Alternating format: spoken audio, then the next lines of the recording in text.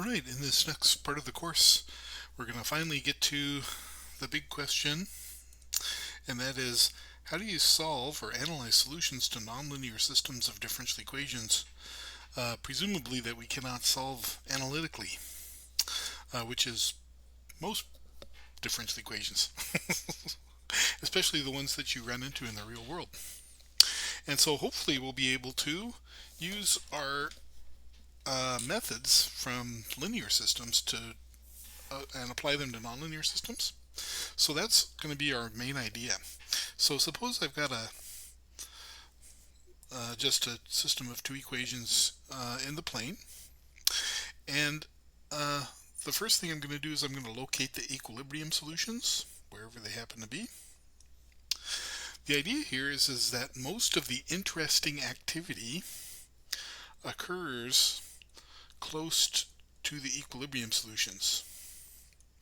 And so what we're going to do is we're going to look closely at the solutions close to an equilibrium solution and see if we can determine what's happening there. So this might be a spiral or something here.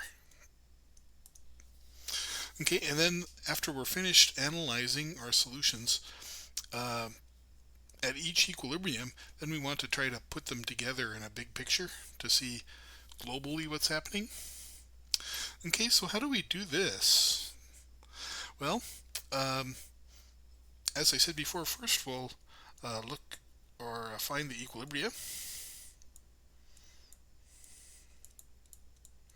Remember, that's where x prime is equal to 0 and y prime is equal to 0.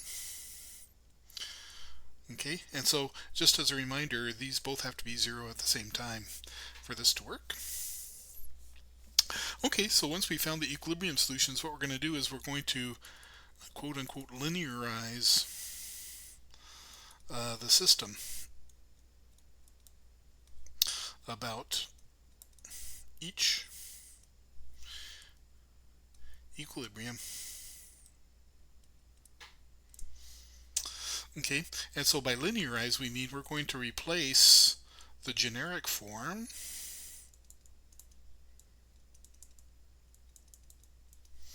we're going to replace this with a linearized form. And so these are going to be little local coordinates here. And so we'll say that that's like u prime v prime equals some matrix times uv. And then this system we know how to solve, or we know how to analyze. We actually know how to solve it too. But we're just going to use Poincaré to tell us what's happening in this region. So like if I'm focused on this particular region and I have this system of equations, you know, it looks like there's probably a saddle there, so that would be my Poincaré analysis. Okay, so that's the big picture. So what we want to do now is we want to get into the little bit of the nitty-gritty. So let's talk about linearization first.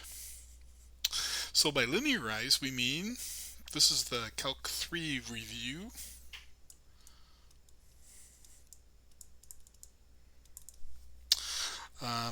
To linearize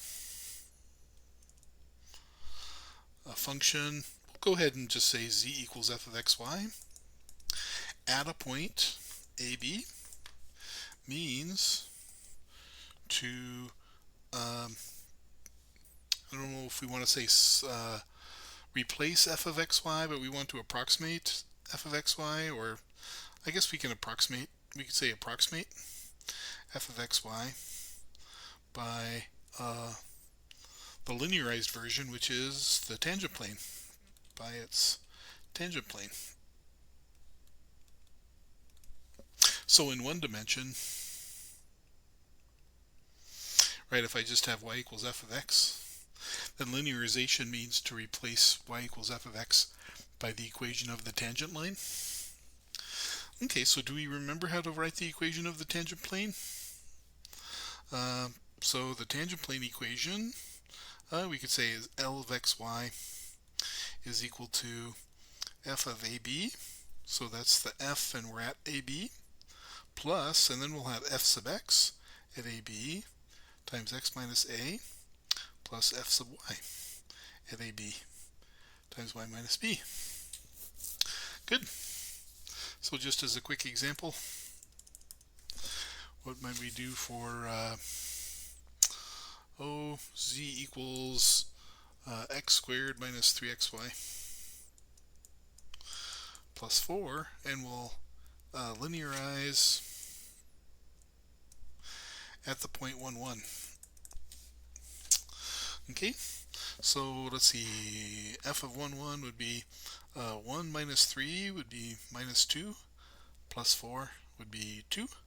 So f of 1, 1 is 2, so our L of xy so far is going to be 2 plus, and now f sub x is going to be 2x minus 3y. So if I plug in 1, 1, I get a minus 1 there.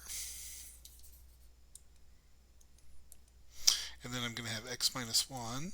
And then we add in our f sub y, which will be just minus 3x, which is minus 3 in this case. And then y minus 1. Good, so this is your tangent plane now, and this is the linearization. Notice that we don't have any powers of x, and x is not multiplied by y or anything. Good. So how do we linearize a system of differential equations?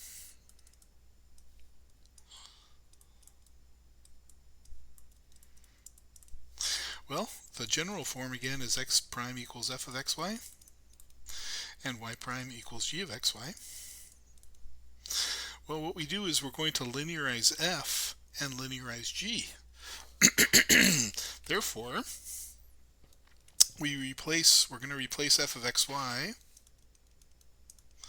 We'll just go ahead and say it's approximately f of ab plus f sub x at ab times x minus a plus f sub y at ab. So this is the equation of its tangent plane, times y minus b. G of xy in a very similar way is just g of ab plus g sub x at ab times x minus a plus g sub y at ab times y minus b. Excuse me. Very good. So in vector form, that's going to be f of xy, g of xy is going to be replaced by f of ab, g of ab. And now I want you to notice that this can be written in matrix vector form. So that's going to be f sub x at ab, f sub y at ab, g sub x at ab, g sub y at ab, times x minus a, y minus b. Good. Now what you're looking at here is the matrix called the Jacobian Matrix.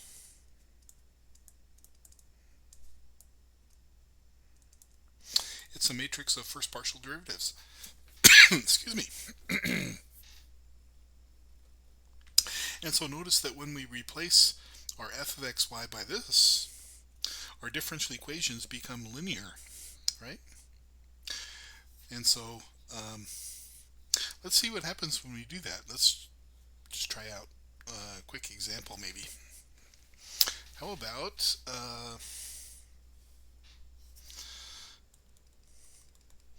x prime equals y and y prime equals minus y minus the sine of x. So step one is to find the equilibria. And so let's see, that's where the derivatives are equal to 0. And so that means y is equal to 0, and then y prime is equal to 0.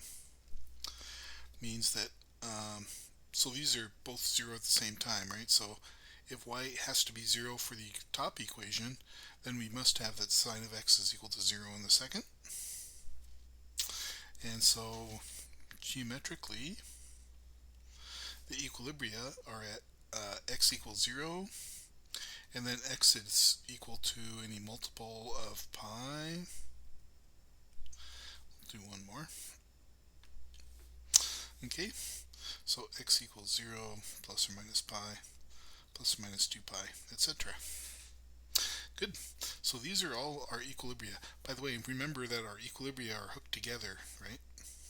So that's why y must always be 0, and so we get the 0, 0, pi 0. Whoop. I should be writing those as ordered pairs.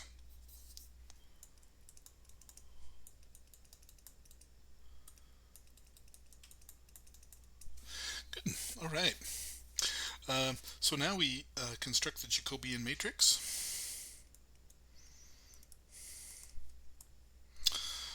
So our f of xy is just y, so the derivative with respect to x is 0, with respect to y is 1. With respect to x, our g here is going to be minus cosine of x. And then the derivative with respect to y is negative 1. Good. And so what we're going to be doing next is at each equilibria. Can I spell equilibrium? It may not look like it. We analyze the system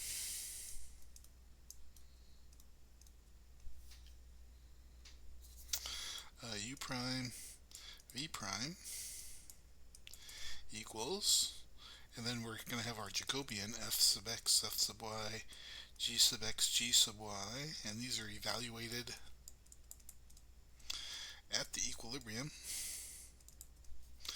and then that's going to be times uv.